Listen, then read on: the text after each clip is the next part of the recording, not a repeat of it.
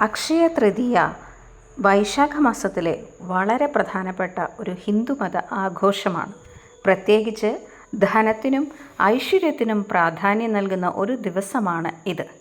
ഈ ദിവസം ചെയ്യുന്ന കാര്യങ്ങൾക്കെല്ലാം ശാശ്വതമായ ഫലം ലഭിക്കുമെന്നാണ് വിശ്വാസം. അക്ഷയ തൃതീയയിൽ പുതിയ സംരംഭങ്ങൾ തുടങ്ങുകയോ സ്വർണം വാങ്ങുകയോ ദാനം ചെയ്യുകയോ ചെയ്യുന്നത് വളരെ നല്ലതാണ്.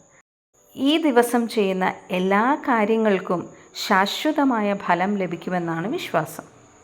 അക്ഷയ തൃതീയയിൽ സ്വർണം വാങ്ങുന്നത് ഐശ്വര്യവും ഭാഗ്യവും നൽകുമെന്നും സ്വർണം വാങ്ങുന്നവർക്ക് അത് കൂടുതൽ വളർച്ച നേടുകയും ചെയ്യുമെന്നും വിശ്വസിക്കപ്പെടുന്നു. ഈ ദിവസം ദാനം ചെയ്യുന്നത് വളരെ പുണ്യകരമാണ്. ദാനം ചെയ്യുന്ന കാര്യങ്ങൾ ശാശ്വതമായി നിലനിൽക്കുകയും അത് നൽകുന്ന വ്യക്തിക്ക് വലിയ പുണ്യം നൽകുകയും ചെയ്യുന്നു. അക്ഷയ തൃതീയയിൽ പൂജ, ധ്യാനം, വ്രതം തുടങ്ങിയ പുണ്യകർമ്മങ്ങൾ ചെയ്യുന്നത് വളരെ നല്ലതാണ്.